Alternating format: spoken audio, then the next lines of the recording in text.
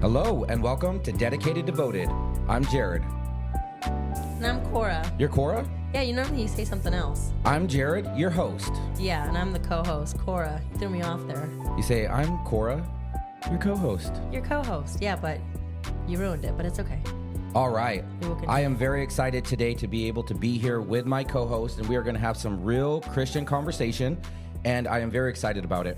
I actually think that this is a very important topic that has been brought up several times this week. Mm-hmm. I want to first and foremost say I appreciate you being here as my co-host. I know that you've had a long day. Mm-hmm. Mine has been very simple and very easy. I'm just going to power through. It's all good.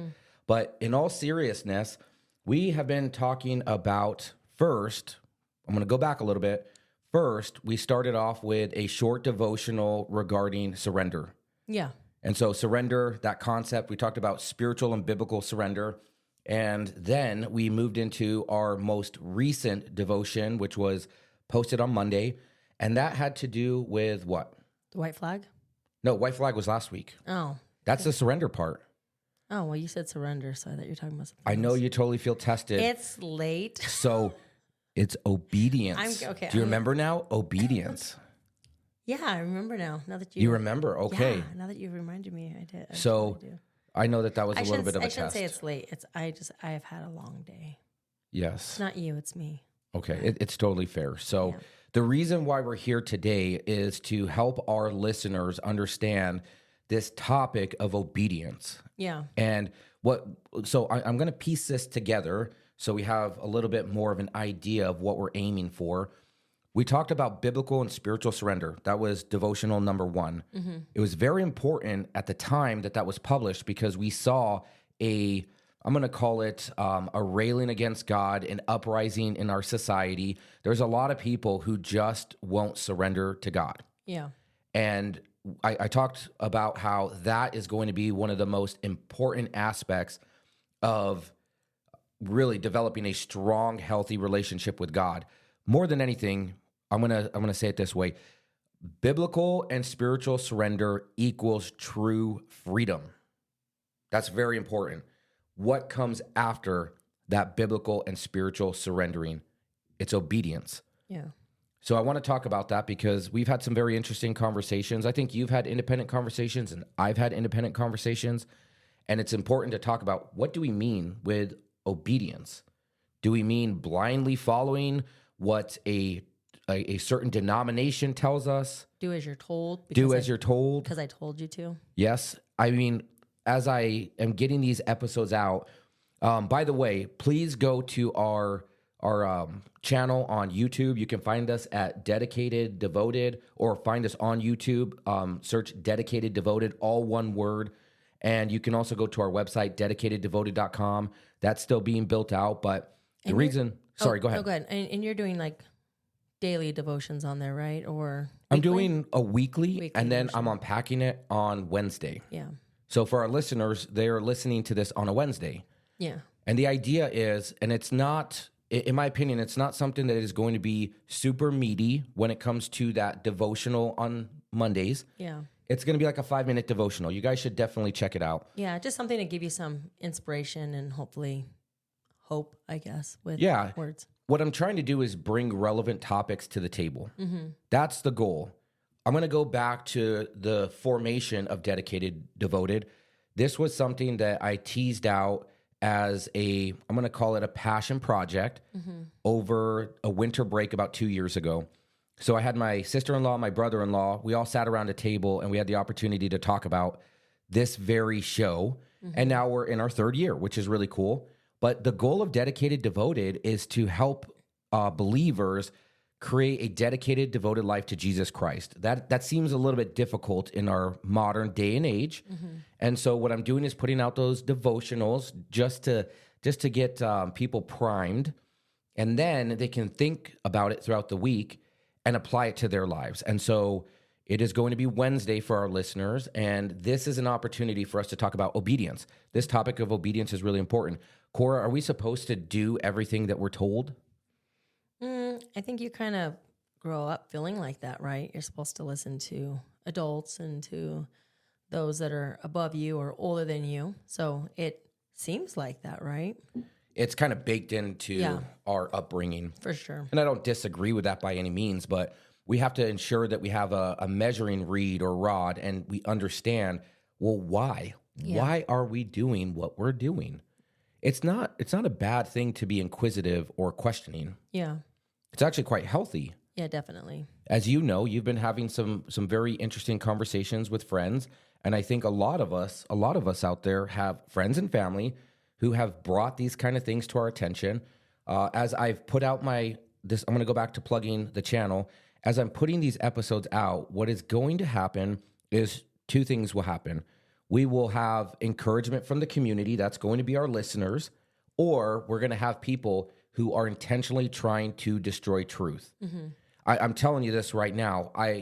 In my adult saved life, I have dealt with quite a bit of people who do not have a genuine curiosity for the gospel. They are simply out to try to tear down the things that we're sharing right now. Mm-hmm. That makes sense? Yeah, I was trying to think of the word for it as you were saying it. There's a word for it that they've been using now, and I just can't think of what it is. Well, as you think of that, the reason why I said go to our channel is because we could definitely use the encouragement, right? Yeah. I can use the encouragement on the channel because we're going to have people popping into the feed and talking about things that we believe as Christians, and they are going to be trying to tear down. That's where the first devotional comes in, surrender. There are many people, and I will call those people enemies of God, who really want to try to take that which is right and true, tear it down, and they're doing it for their own edification, for the building up of themselves. So let's talk about obedience, and we're going to talk about scriptural obedience. You can call it Christian obedience, but I want to be very careful because I shared in the devotional that surrender occurs once, but obedience is walked out daily. And we might have some people who get into semantics and say, Jared, I surrender daily. That's fine. Yeah. Right? I think we all can say, well, yeah, we surrender our lives to Christ daily. The idea behind that is surrender occurs once because it's a giving up of oneself, their will and desires, and they're giving it to God. And there was a salvation message based in that too, right? We must surrender to the Lord, but it's like we have to surrender in a very specific way. What we're doing is we're surrendering ourselves, we're confessing our sin, and we're accepting Christ and his perfect works in order to atone for our sins so that we might have a holy and fully restored relationship with God the Father. That's very important. But then the obedience thing, I do think that is walked out daily. Mm-hmm. How about some examples of being obedient on a daily basis? We have kids, right? Yeah. What would we love the most from them? Oh, for them to be obedient, for sure. So that's a perfect example, right? Yeah. So obedience is going to be one. Let's. Well, it makes life easier anyway. So. Well, it definitely makes life a lot easier. So, a couple things. I'm going to poke back at the teaching that we provided on Monday and talk about what I meant when I said surrender is a moment, obedience is a walk. Okay. So I put surrender happens once, obedience happens daily. What good is surrender if we are not obedient on a daily basis?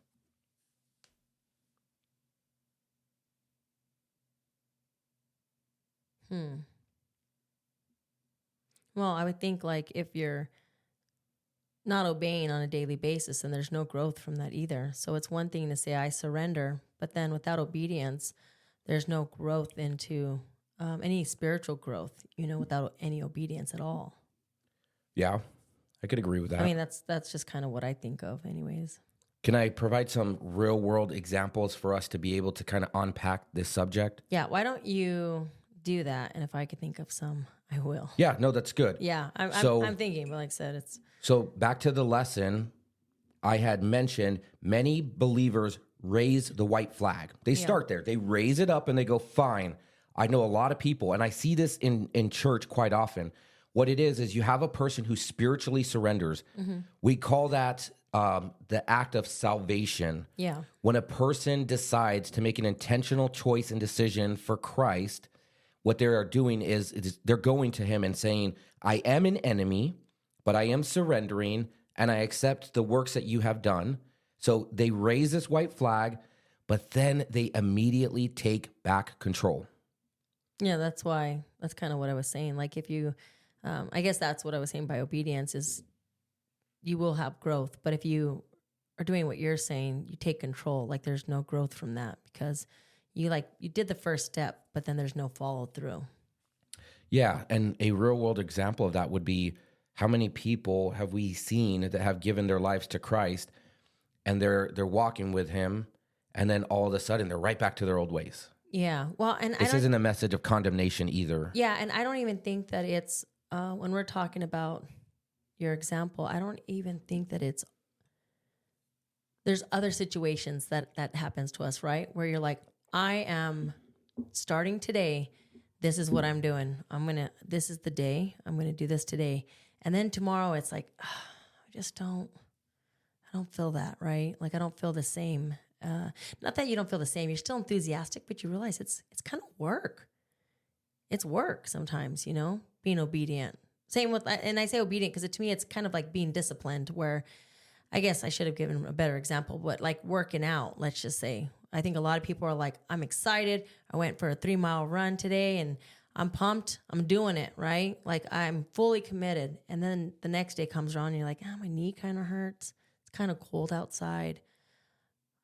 I don't think I could commit to doing it today. Sometimes these big plans turn into big nothings, Yeah, I mean, that's like obedience and Discipline are like synonyms, right? I feel like they're very similar. Like they are. Yeah. So I know we're talking about obedience to God, but at the same time, I think there's a lot of examples for those who don't understand or have not surrendered to God, these examples of even just working out and then not feeling it the next day is kind of, I guess, what I'm getting at with that.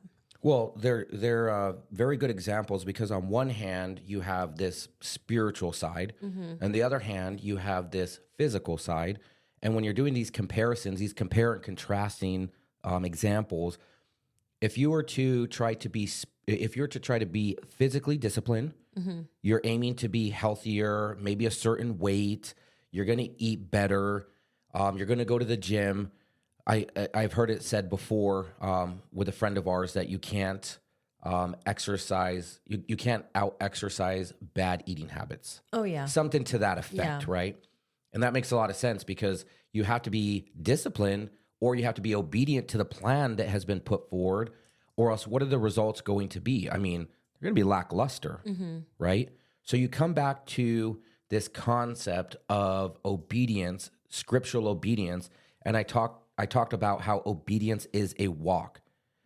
The way I used to explain it to kids that we worked with was it's effective use of your walkie-talkie. If your walk and your talk do not match, then there is a problem, which is why I have a problem with so many people who proclaim the blood of Christ and say, I'm saved. I gave my life to Jesus, Jesus this, Jesus that. And then all of a sudden they just live this contrary life to what the scriptures teach. That's what we're talking about with obedience. Yeah. So biblical faith says surrender is decisive. That was one of the key points of the message. And the other one is obedience is consistent. Consistency. That's what you're getting at, right? That's exactly what I was talking about. It has to be consistent. Yeah, definitely. So some examples in your life of consistency where you found it to be very effective. What are some of those? Well, for me personally, I think it's been a little bit different since we've been here. But in the past, when I guess for those who know me really well and have known me for years, they know that I like to sleep in. If I can choose to sleep in, that would be what I would do every day if my body allows me to, right? I love sleep. But for years and years and years, I did not have any consistent sleep schedule or time. So I kind of just went to bed whenever I was tired and kind of just woke up whenever, I wanted to. And so once the kids started going to the same school, though, together, and I had to drop them off, right? There's no buses. There's nothing like that. That was when I had to be consistent. And so I remember I started going to the gym and I had a lot of people tell me like, we're always going to see you here. Like, you're so consistent. Like you're always here. You just are. And in my head, I'm thinking it was the most consistent I had ever been was going to the gym, usually 5 days a week. But the only reason why I was consistent at the gym is because I consistently had to take the kids to school, right? Like if they're off during the summer, I'm not going 5 days a week. But while they went to school, I was there consistently 5 days a week. But I guess just having to wake up to take them to school was probably the biggest example for me being consistent in something, because I don't like schedules, and I don't mind planning things. I like to plan things with people, but I don't want to be in charge of that, right? You can plan something. I don't want to plan it. I am not a planner. So I always admire people who are planners, but I'm not. I will just figure out what I'm going to do that day. And if you invite me to something, I'll show up. I'll be there. If I tell you I'm going to go, I will go, but I am not going to plan anything. Well, there's probably also better results from being consistent. Yeah. There's probably less stress. Yeah. More peace. Well, because you know exactly what you're going to do the next day. I'm going to get up at this time. I'm going to leave at this time. So I was always ready and on time. Now, this might not work for the artistic type who just live kind of this laissez-faire lifestyle, right? But what we're talking about is the consistency that you're mentioning is applied in our spiritual lives. Yeah. Like, we have to be regimented people. It's very, very important. When I say regimented, I mean we have to be a obedient people in order for us to have these effectual and fruitful lives as Christians. Well, and really with me, just being consistent and working out, I got way stronger. And I think that's, again, with Christianity, that's the only way that you're going to get stronger in your faith and stronger in just your spiritual growth, and all that is by being consistent. You're not going to be strong by kind of reading your Bible once in a while, or I go to church sometimes, right? But there's no consistency in your life when it comes to God. So let me ask you a couple of questions, your opinion. What should we be consistent in? Me personally, I think it's good to be consistent in reading the Bible. That's a great one. Yeah, that's one thing. Also, you know, having kids and all that, I think being consistent in going to church. I know you don't necessarily, doesn't mean because you don't have kids you shouldn't go to church, but I think that that's also something that your kids can see that you're consistent in, and and it's expected too. 100% agree. You know, so if there's ever been a day where it's like, oh, we decided not to go that day for some reason, you know, the kids are like, what's wrong? Why aren't we going? You know, so it's kind of nice that to be consistent in that, because then your kids know what's expected, right? We always go to church on Sunday, or we always go Wednesday, or they know that mom and dad are consistent. And I think another thing is probably just living, like you said, your walk, you know, and your talk, because it's one thing to go to church and it's another thing to like read your Bible. But I think that also when you speak, what does it sound like to others?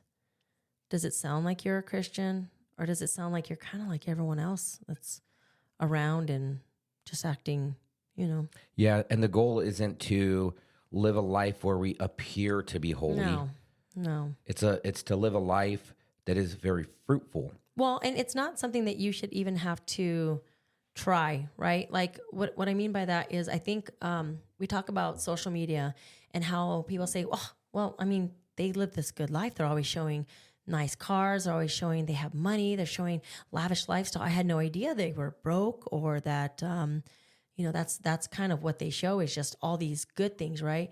But I think really, if we are living like true Christians, it shouldn't be something that feels like I'm only going to put out what I think people at church want to see. And I'm only going to put out what the world thinks like a Christian looks like. Yeah. You know what I mean? Because it's just a lifestyle, right? Like I'm not showing off all my stuff and all my talents and all my art. And it's like, you don't even really do all that. Like that's your lifestyle. So if your lifestyle is being a Christian and that's just how you live, right? You're living for God. It shouldn't be anything that's like, well, that's not what they showed on social media. People should be able to come into your house at any time and say, even if there's no camera, even if there's no picture, even if there's no evidence of it, when I talk to that person, that's what I'm getting from them is that's how they are all the time. It's not something for social media. Yeah. Because again, that's just a big thing now, because you see people all the time. And I try to explain that to our kids, where just because you see it doesn't mean that's what it is, And as I'm getting older, and now with AI and all the stuff, I'm realizing even more and more and more, where I've seen people that I have online that I've never even met personally, but I'm like, wow, that's a really good picture. And man, every picture she takes is just amazing.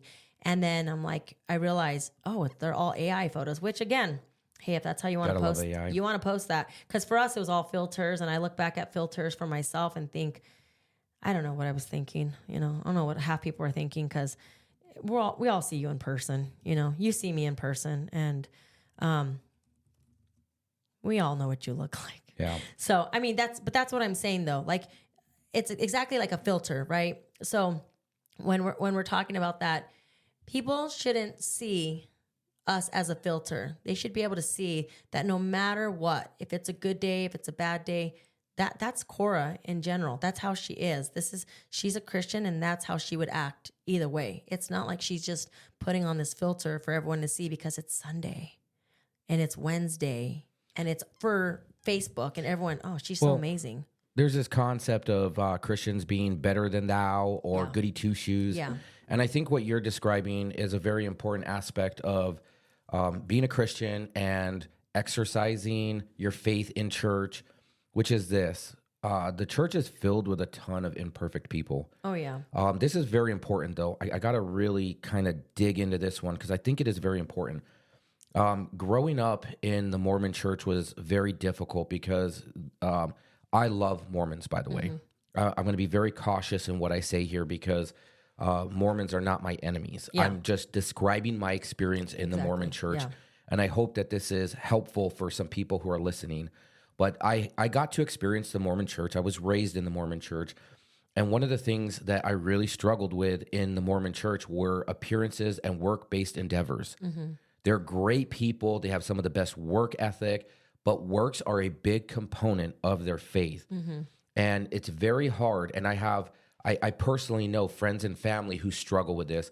There is an image issue when it comes to being successful in the church, failure in the church, appearing to have things that nobody else has. Yeah. Some of the most successful business people I know, they are in the Mormon arena because they are smart people. They are ethical. They're work driven. So there's all these qualities to really like about them. But when it comes to the church, I'm going to segue now back to the church. Yeah. When it comes to the church, it needs to be known that in the body of Christ, that is the church, in the body of Christ, there are so many broken people. Yeah. And that's what the church is. It's a agglomeration of broken people who are trying to figure out how to get right with God. That's the restoration part. The surrendering, that's the first step. Surrendering is really all about looking for redemption. Redemption must occur before restoration. Restoration is the process. Yeah. So the things that we're trying to teach our kids, we're talking about the concept of living out our faith. And I think one that was really important, you're talking about within the church. Here's my big encouragement. This is to friends and family. If you feel that you are in a church that doesn't fit for certain reasons, one or another, this concept of obedience doesn't mean blindly do what you're doing. What it means is you're supposed to, as the scriptures say, study to show yourself approved, a workman that needeth not be ashamed, rightly dividing the word of truth. You get into the word of God and you see what is different in the church. Now, that could be different denominations. It could be completely different religions. And what we're talking about specifically is I'm a Christian, right? So I subscribe to that, and that is my identity. My identity is Jesus. Yeah. So when it comes to this concept of obedience, it is important to question, because this is something that I think is very, I guess it's something that has been a story of you and I in our lives. when it comes to being in an unhealthy church, there's a time and a place to go, is this biblical or unbiblical? Exactly. And when it's unbiblical, what's your take on it? What do you think are healthy tips for people who believe that they're in a church that's teaching things that it shouldn't be? By the way, we are not here, I got to say this because it's important, we are not here to attack the Church of Christ. Different churches have different things that they believe in, and we were talking about this this week.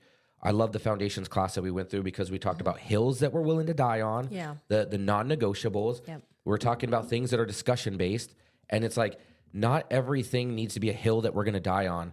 Now, if it's a theological aspect, right, if we're talking about the divinity of Christ, if we're talking about the formation of the church and eldership, if we're talking about tithing, like there's some certain things that we should die on those hills and certain things that we shouldn't. So going back to challenging whether or not we are in a healthy situation in our faith, it's very important, in my opinion, for us to question what we're in, because you and I went through this experience. Mm-hmm. We went from a couple of different churches, and correct me if I'm wrong, but I feel like the way that God led us to different churches, and we've been to several, the way God led us is it just became a healthier and healthier and healthier experience. Do you agree? Yeah. So why do you think that it's important for believers? Now we're talking specifically to believers. Why is it important to really understand what the Bible teaches versus what your church is teaching and bringing those two things together?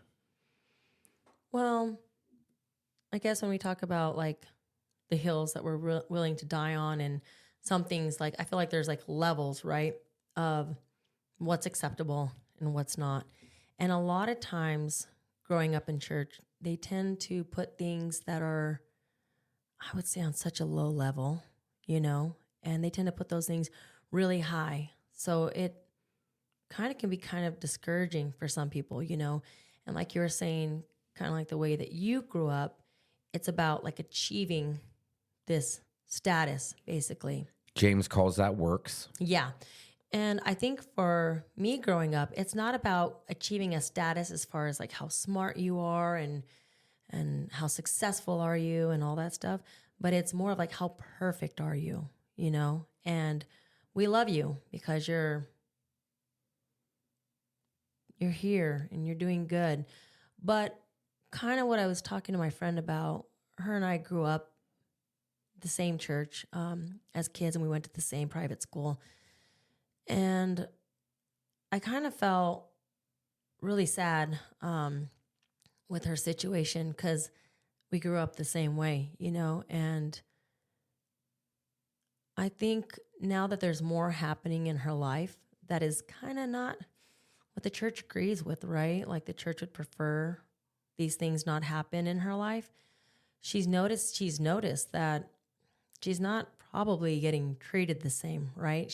Her eyes have been open to everything that she has learned based on what the church says, not always probably biblical, because there's a lot of things that I believed growing up that I would never stand by, or I think, again, I'm trying to think of the word that you use, but basically it's not at that level, right? We're not talking about just surrendering to God and you're living a good life, but it's like, what are you wearing that day? It's minimal stuff, right? Where it's like, are we really gonna judge people off things that are so minimal? I mean, she's a really good person, but she wears pants. Yeah. Oh, that's terrible. She's definitely going to hell. And we don't need to be ashamed to say that one. Hey, and if we might offend a certain crowd that pants are a bad thing and that dresses are supposed to be worn. But this is what you're talking about. We take insignificant things and make them significant. Yeah. And it's like, okay, this is where the obedience thing comes in, and you got to tease that out. I mean, I've been in front of my leadership at multiple churches going, and in a very healthy way, saying, hey, I don't think I agree with this. Can we talk it through, and can you explain it? And a healthy church will go, yes, and we'll show you why. Yeah. And if you don't agree with it, then what you need to do is you need to go and align yourself with a church that does. Yeah. And we're not talking about creating a wish list of things you want to see in church. No. That's not going to happen. No. You're in the church, which means it's broken. Yeah. Yeah, because there's some things that we have seen in the church that are non-biblical and have brought I've it up seen a to lot of them. a pastor, and in the situation for you and I that we brought it up to the pastor, it wasn't perceived very well, and it wasn't anything biblical. You know what I mean? That's when I knew that I was in Yeah. a unhealthy church. Yeah. And God's not going to call me to a church like that. Yeah. Right. And our leadership does have to be held accountable. I mean, the pastorate is such an important, it's such an important field. Yeah. And it has a lot of weight to it. Yeah. The pastor will be responsible for the flock and the answer for the outcome of the flock. And so when we talk with our leadership about that, it is their job and responsibility to address it. And if they do it in a non-biblical way, it's our job to respond appropriately. Yeah. And like, I remember growing up, there was one church that, in Albuquerque, that you couldn't even watch your kid play a sport at their school, because it was a Christian private school, if you weren't wearing a dress. You weren't allowed in there. And I just thought, I get if that's if those are the rules. To me, it seems absolutely ridiculous. But how do you treat people who haven't surrendered yet? How do you treat the outside world who comes in, and like my friend and I were talking about, with tattoos and people who, just don't seem Christian to you, Yeah. Like, and like we don't have tattoos, right? Because that's just our conviction to not have tattoos. Now, it doesn't mean that I'm Too against, much work. Yeah, I'm against them. Like, And I'm partly Polynesian, so that's really a big part of my culture. And yeah, I'm like, when I first met him, he said he was going to get a tattoo, some kind of tribal or some kind of Polynesian tattoo. And well, go ahead. God is gracious in that respect. I told Cora this story. I was a pretty rambunctious young man, and when I was young, I think I was about 14, I almost got a tattoo, and But it wasn't Polynesian, though. it wasn't Polynesian, and it was not mom approved. And I don't think it's anybody approved. And I was very lucky because the people that I were with, it took so long for the tattoo to get completed that there wasn't any time for me. Yeah. And this is what I was going to get. And it's totally okay. This is my testimony. I think most people are going to have to Google it, because I was going to get Google it. on the side of my neck, Oh, gosh. up the side of my face, a tattoo that said "No Limit." And with the no limit tank, for those of you who have never heard of that, don't Google it. It was a rap thing, and it would have been the most stupid monstrosity that I would have had all over my body for my entire life. And I'm like, thank God that he prevented that situation. Well, when So, I first met I'm you, grateful. you were really into like hip hop and I don't even know what you call those things. What was it? Beatboxing, or what is that? What you call it? We call it Free flowing. free flowing. Yeah, free flowing. So he Digital lyricist. Yeah, he tried impressing me with that stuff, and oh gosh. And So I just thought it was. it was not terrible. impressive. No, it was not impressive. We all have hobbies when we're younger, so that's okay. And you've matured. I have matured, that's for sure. you So have, I'm very proud of myself. I'm but proud of you too. more importantly, what I've done is I've followed this prescription of obedience, right? Yeah. There's been times where you and I have debated. You've come to me and you said, I want to get a tattoo, Yeah. a saying of my grandma's on my arm. Yeah, I want and to I'm get like, a little babe, just thin, think about this. A little thin one right here. Yeah. Now, I will say this. If you got a tattoo, this is one of those very minuscule things when it comes to scriptural issues. Like there are churches who will go, if you have a tattoo, you're out. If you wear pants, you're out. And there are these legalistic things that it's like, oh, you got to be careful. I don't feel like it's like necessarily that for me, like kind of how I grew up was like, if you got your tattoo before you surrendered, then you're okay. Yeah. But if you did it after, that's not good, right? Like then you that's not a good thing. But if you're tatted up and then you decide like, you want to accept God in your heart, then it's okay. You can teach Sunday school. Yeah, well, there's a whole culture around this. This is what I don't support, right? And that's what we've been talking about. Yeah, but that's there's this weird culture around, what I've been talking about we're Christians, but we're going to do these things. And I think that, like, for me, in my comfortability level, I go to a church that's fairly modest. Yeah. Because, like, I've tried checking out some of the more modern churches, and they seem to be, the doctrine seems to be watered down. That's going to be my opinion. They tend to be what I'm going to call top of funnel churches. They attract people. People get saved there. People stay years there. Yeah. Growth happens. But there's always this there's always this missing level of depth. And then there's this cultural aspect, back to what we're talking about before, of this is what it means to be like assimilated at this church and cool. And I'm like, so for me, I got to be honest, some of the mega churches, and I got really great friends at some of the biggest churches in the U.S., and I'm not knocking them, but I will say those churches definitely don't align with my core convictions, which is why I'm not at them. Now, it doesn't mean that I go and I stab them in the side and let the body of Christ bleed. Yeah. That's not my goal. Yeah. Because they're for us, right? Yeah. We talk about Bar Jesus, LMS, and it's like, no, these people are for us. Do not stop them. They're going to be different. They're going to do things that we don't do. But that's where, as a Christian, I question certain things, which is healthy. Well, and I think what you're saying about churches earlier, if you're in a healthy church, if you're truly in a healthy church, and these people love you like they love God, right? Why are we putting down people who are now divorced? Why are we putting down that's such a big one. People? And that's why I've spoken to several women. I'm not kidding you. In the last month, I don't know, God is just really letting me speak to people that I never thought, would speak to me about these things. And I'm so grateful that they are, because it really makes me hurt for them, because I know these people and I've known them for years, and everything was pretty good until a divorce happened, And I think that's really unfortunate, because I don't think your church family should change because your life changed. There's some things, and it should be the opposite. They should be surrounding them. And for these women, their reason for divorce was something more out of their control, and that's why I think even more, so that the church should be there and just building them up. This goes back to something that I'm having a conversation with somebody who's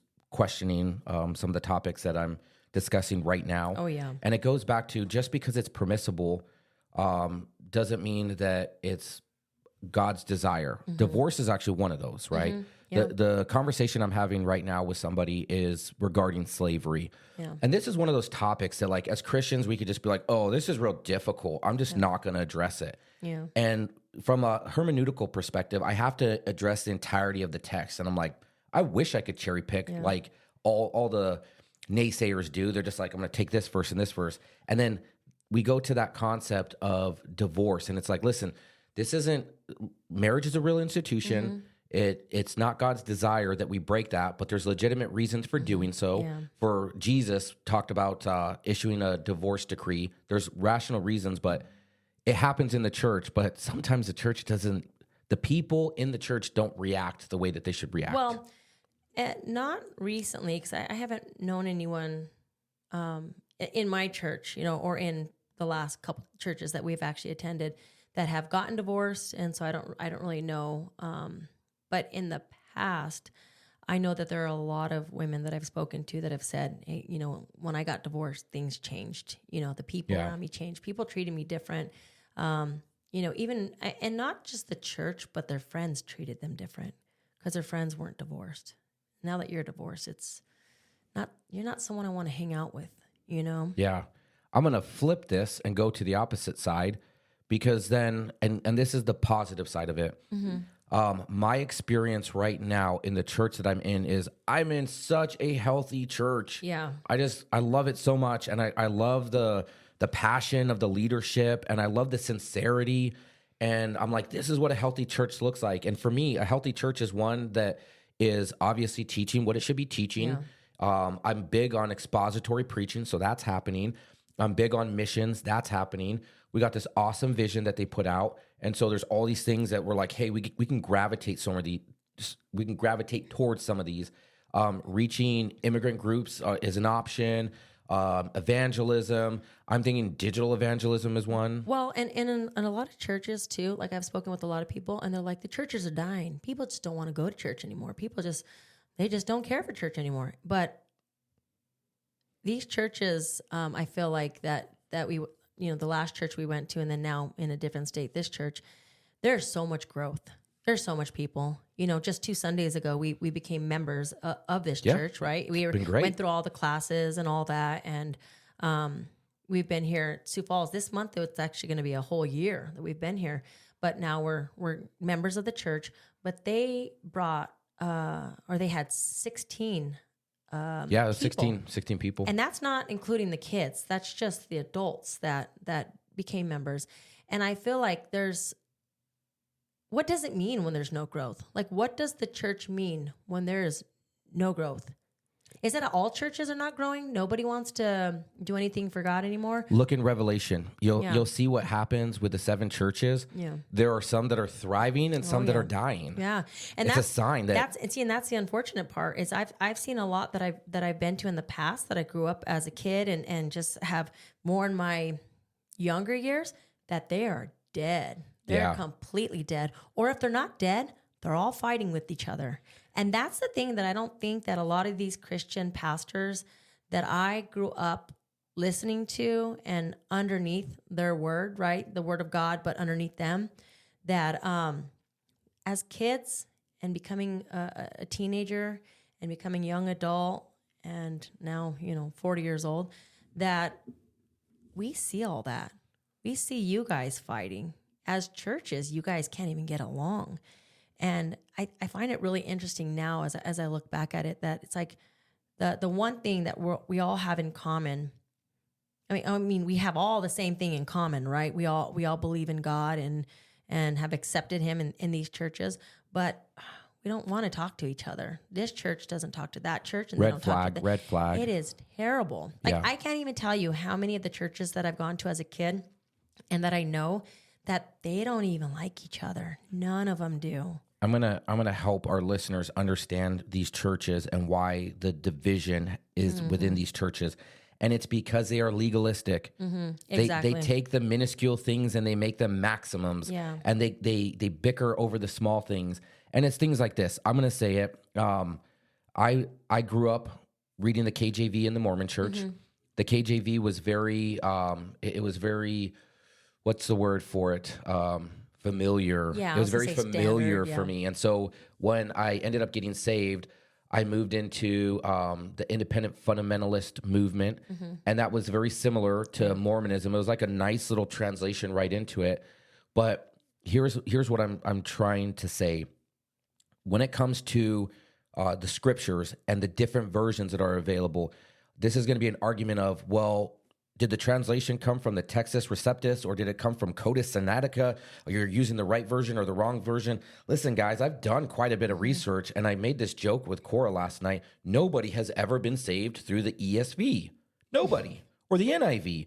And it's like, come on, let's not be preposterous here. Yeah. There's a lot of good translations out there.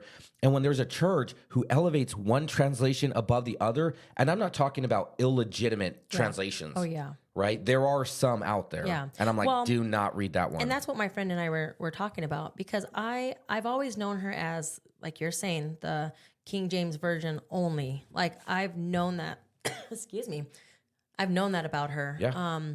And she thought that of me too, right? That was like the standard growing up. And that was the only way. Like, there's no other way. That's it, and if you do anything else, you're not a good person, or you're backsliding, whatever you want to call it, And so when she kind of mentioned that, yeah, it's so weird. Yeah, because again, I have not said anything to her.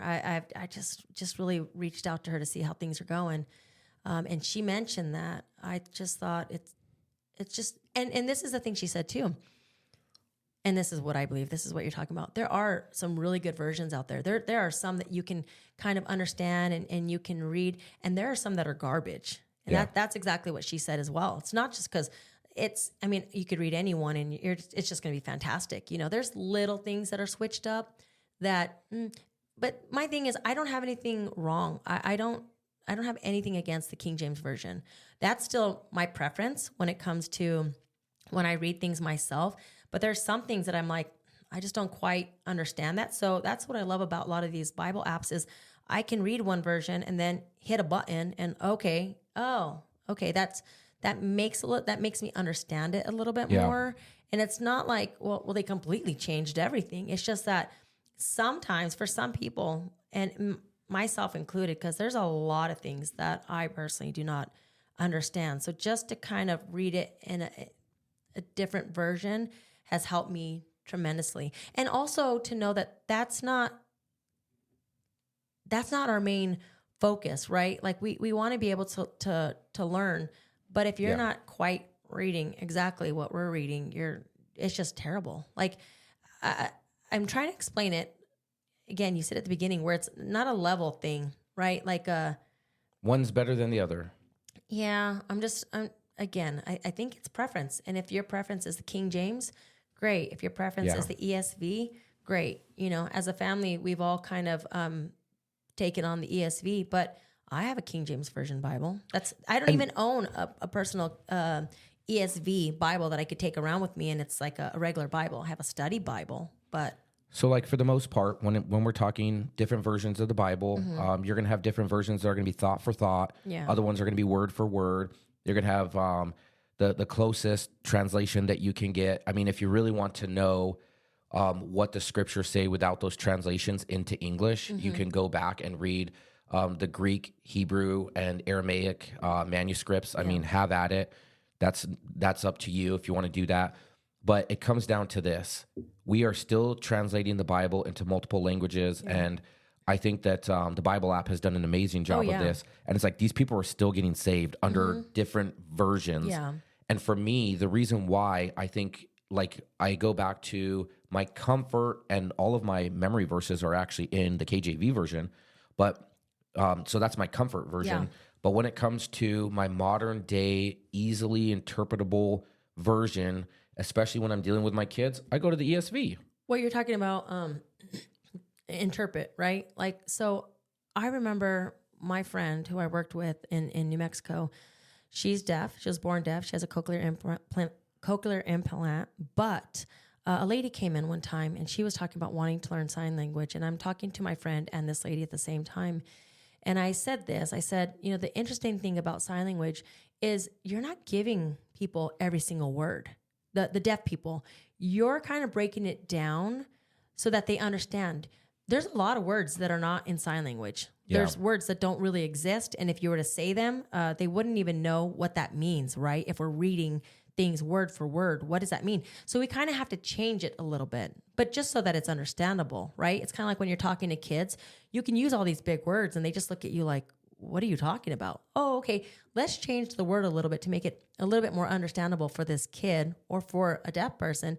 And even my friend said, she goes, I didn't even realize that. My friend who's deaf, like I didn't realize that, you know, so much you do have to change words so much. You're not saying a full sentence like you and I speaking English to each other.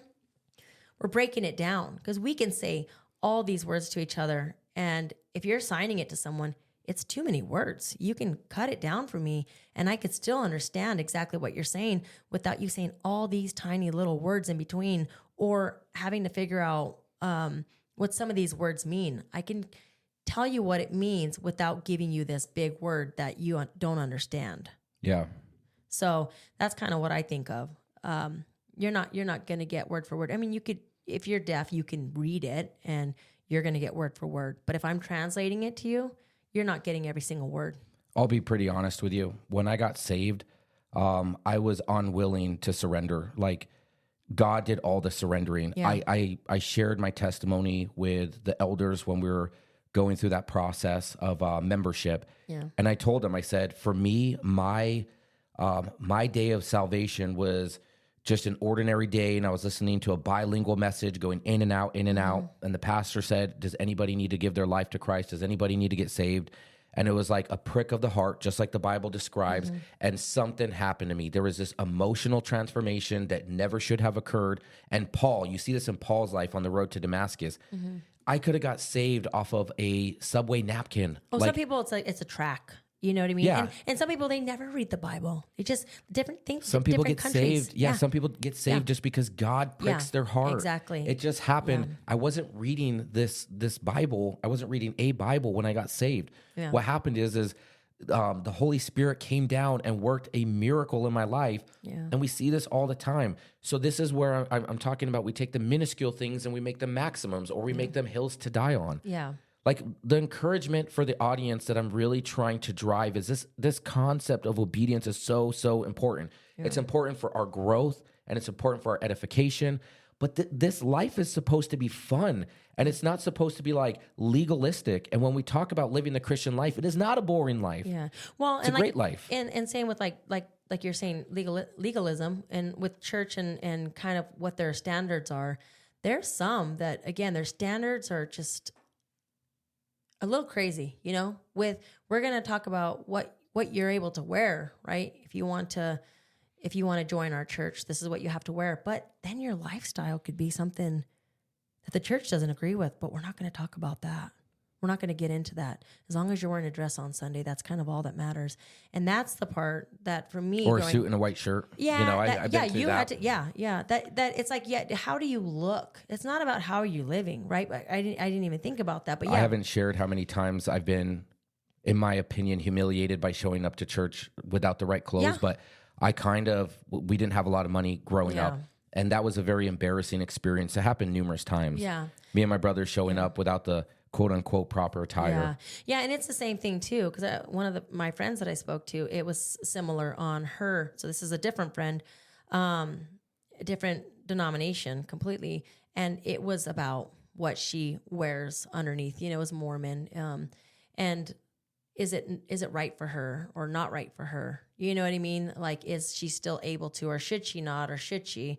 And that's the conviction that she has right now that she's dealing with is it right for me to do this? Or is it wrong? Like, what am I? Or is it legalism? Yeah. Or what? Yeah, exactly. Is it even scriptural? Yeah. What am I supposed to be doing? Is this what I'm supposed to be doing? And I'm conflicted. And this is the part that I tried to get to her is, are you doing it for your parents? Or are you doing it for God? That's the thing growing up in a Christian household is a lot of times you do things and it's not because you're doing it for God, but you're going to make your parents look bad. You're going to make the church look bad. And it's not that your parents are the ones that are kind of digging that into you, but you kind of already know the standard, right? Yeah. If people don't approve of you wearing pants to church, like I can't imagine if you kissed a boy before you got married or held his hand or anything else. You know what I mean? That's just... Well, these are all just fabricated standards. Yeah. I mean, and God does have standards, but like He you does. said, is it biblical? What you're doing, is it biblical? Or is it just kind of a church set standard? And that's what my friend who, again, I grew up with in the same church kind of came to the realization that, wow, like, and I'm going to use the word she used, we've been lied to. Yeah. And that really, really, really spoke to me because I think that's basically what happened to me. When I kind of snapped out of it, I realized, wow, like it was pretty crazy. Like I didn't realize that some of it was that crazy. There's an act though where God is drawing you to that truth. Mm-hmm. That's what we have to be grateful for though. Yeah. That's what I was talking about in this aspect of God's going to draw us to the truth regardless of it, if it's on a napkin, if it's in the word. I'm very grateful though that God does that. He intervenes in our life. He provides clarity and conviction. And that's why I'm encouraging this concept of obedience. That's so important. And you want to make sure you balance that with truth because obedience with the wrong thing can be very, very bad. Yeah. Obedience with the right thing can be very, very bad. Yeah. We use the example of working out or kids listening or nutrition being right or reading the Bible and ensuring that there's not, some supplemental thing that contradicts the Bible. Yeah. Well, and all super important. And just kind of like what you're saying is we've seen people even in the whole working out thing, right? Where it's like, yeah, go, you got this. But then all of a sudden you're like, oh, whoa, you're doing too much now. And not that they're doing too much, but they're going extreme, right? And that's what happens sometimes in Christianity where it's like, yay, this person got saved and they're doing good. And then somehow they're telling people all this stuff that's not biblical because that's what they're being told. And you're like, now you're doing too much, It's like that you have 3% of body fat. Like that's not healthy, you look like you look good and you're only eating 500 calories a day, but that's not sustainable. Same with being extreme with people where it's like, I understand you love the Lord and Jesus saves, but you're in that extreme, like you're at 3% body fat, man. I had such a problem when I first got saved, years into being saved, where I really had this fervent desire to teach. Yeah. And I was very prideful. I was reflecting on this last night. Yeah. I wouldn't listen to godly men who had been giving me good, godly leadership. And I just remember thinking, I know so much. I teach better than you. I can do it 10 times better. And I look back and I remember one of the first Bible studies that I had hosted, nobody showed up but one person. And the pastor was like, well, what are you teaching? And, is it Mormonism? And I'm like, come on now, right? Yeah. But because of my background, obviously. And I was like, no, pastor, I mean, I'm more on I'm more on the plane of, the doctrine, the doctrinal statement that the church had believed in. By the way, if you want to know what the church believes in, look for their doctrinal statement. And so what was really funny about that is I look back and I'm like, I was totally unqualified to teach. And I was so prideful, just so prideful. And I wouldn't listen to people. And there was times where I was very aggressive and times where I wasn't godly in it. And I'm like, man, I look back and I'm like, I was just a young buck acting like an idiot. Yeah, and we've seen a lot of people do that too. Oh, for sure. Where it ends up being a little bit annoying because you're like, yeah, I understand, but you're kind of taking this to a whole another level, And again, God doesn't, to the extremes. God doesn't call the what you said the word earlier. Now I forgot. He doesn't call because you said you weren't you didn't know everything, right? God doesn't call the people that know everything. It's that concept of he doesn't call the prepared, he prepares the called or something like that. So you can still teach and learn, right? That's the whole part of teaching is you're learning at the same time. But he doesn't just call the people who know everything. He does call those that need to learn and that are learning. So you are going to make mistakes along the way. He's not going to call just the perfect people to come and talk and teaching is very specific, and that goes back to the qualifications of pastors and bishops and elders, because the Bible says we shouldn't approach it with pride lest we fall into the temptations of the devil. But that's kind of what I've talked to you about too, though. You're saying about not being qualified as far as what you're teaching. I've gone to churches where the people are not qualified even based on their actions, right? Oh, that's a different one. I have credentials, but bad actions. Oh, man. Where I'm like, why would you let that guy teach? Like, he talks to young girls all the time, or he's such a weirdo. And that's the thing that I know for sure in church that I've seen a lot of. And not just our church. I mean, I'm not in our church now, but I'm saying like in past churches where I'm like, that guy definitely should not be teaching.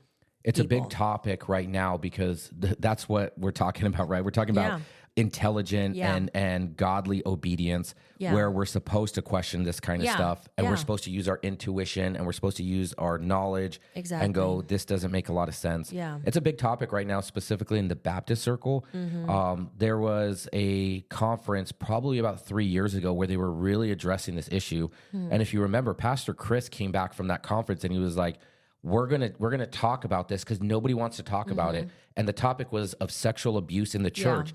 And it was like, listen, these are supposed to be the rules. Yeah. These are the things that protect us. Yeah.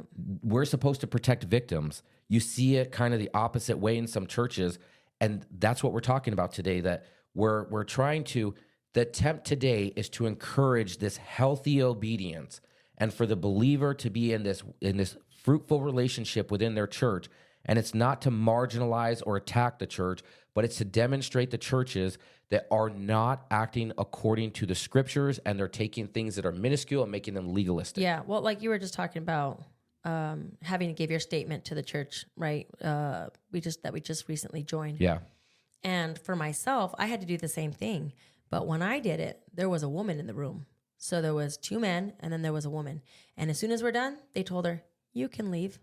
Right? I mean, we all left, right? But her job was to be there while I was there because that's just good practice, good right? Accountability. Yeah, exactly. Because, I just think that that's how it should be in church. You should make sure that everyone is protected, not just those from abuse, but like, it prevents all of the It prevents giving the devil space to manipulate those situations, right? And what you're doing is you're protecting yourself and you're protecting the individual. Yeah. But the healthy churches I've been in, the accountability is like nil. Yeah. It's like the pastor has nobody to respond to. I'm absolutely in favor of elderships. Yeah. They are such a healthy mechanism in the church to promote growth and accountability. Well, we were even just talking about the other day about one of the churches that we went to that one of the associate pastors had an affair, and they still, and at the end of it, again, kind of forgave him, right? Well, they go through this restoration process, but some churches, they look at that, and what they do is they minimize the situation, and then they demonize the other person that it would have happened with. Well, and I've seen that in churches. I'm like, wow, what a bad response. Well, and that's what the unfortunate part was, right? So it's okay. You can forgive this person, and I don't know, maybe they're going to step down from their position, right? They're not going to be. If you're unqualified, they're not going to be a pastor anymore. Like if you want to just be at the church, if it's a grown woman, it's an affair. But I think that in this case, the woman was the one who had to leave the church and who was not allowed back and all that. And I just didn't think that was that's fair. a mishandling for sure. Yeah. And this is really a small fraction of. Yeah. The flip side is this is a small fraction of what occurs in the church. Yeah. The church, I'll go where I started. The church is an agglomeration of broken people. Yeah. And it is imperfect, and we are not claiming it as perfect. And that is what you will find in a good, healthy church. Yeah. You'll be able to commune and have community with people who go, I'm doing life and I'm not perfect. And if it looks the other way, you might be in a cult. So just letting you know, right? I've been in a lot of cults before. I'm not going to lie. Not like legitimate cults like the Kool-Aid drinkers, right? Yeah. And like you're saying, like the healthy church, if your church also sees that you're struggling or you're backsliding, they are going to pull you aside and talk to you and discuss it with you. That's absolutely biblical too. Yeah. So if they don't, then it's not a healthy church. That is unbiblical. Yes. Yeah. So that's kind of, I don't think like we're necessarily trying to put down any churches, but also just really trying to state what is a healthy church and what is an unhealthy church. Yeah. And if you're going to have these rules that are not biblical, make sure you keep them for everybody. There shouldn't be exceptions. I've seen some exceptions where I'm like, I thought you had to wear a dress all the time, and that lady's not wearing a dress right now, and she's doing the ministry, which, again, I don't care about dresses. I don't care if you want to wear them or you don't. If you want to wear them forever, that's great. That's totally on you. But why is there exceptions for certain people if those are your rules? Yeah, we got to make sure that the rules are legitimate. We understand them. Mm-hmm. This was a really healthy conversation. Yeah. We're out of time today, but I think these are the kind of things that our audience needs to listen to. There are events that are happening, significant events, in my opinion, to those who we are encountering, those who we love, those who we are related to. And it's very important to bring this stuff to the surface. We have to talk about it. What I would say is Christ loves the church. He died for the church. Not every church is thriving. Not every church has a godly leadership. Many churches have godly leaderships. Many churches are thriving. You have to be part of one as an act of obedience. Yeah. It is very, very important. The message this week was all about, first and foremost, coming from last week, you're supposed to surrender. Too many people are unwilling to raise the white flag and surrender to God. But once you do that, your act of worship is to walk out daily in an obedient manner. But we're talking about a scriptural obedience, not necessarily a blind obedience. Mm-hmm. And as part of that, I think it's very important to ask a couple questions. What I'm going to try to do is put these lessons up onto our website. I think that would be helpful because I have all of it prepared and ready to go because we are not able. So if you're listening to this, we are not able to cover everything that we intended on covering. Mm-hmm. But this was a very healthy conversation. So for our audience, I want to share a couple of things that will provide a opportunity for reflection. I want you to think of these and ruminate on them until we meet next time. Where have I surrendered emotionally but not obediently? Mm-hmm. Where am I praying for clarity instead of walking in faith? And what instructions from God am I delaying? I think these are just a few things to think about. They're not all inclusive.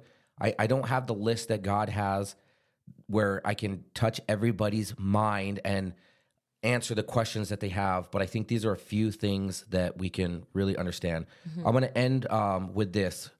Psalm 37:5 says, commit your way to the Lord, trust in him, and he will act. Mm. The white flag is raised once, trust is walked out daily.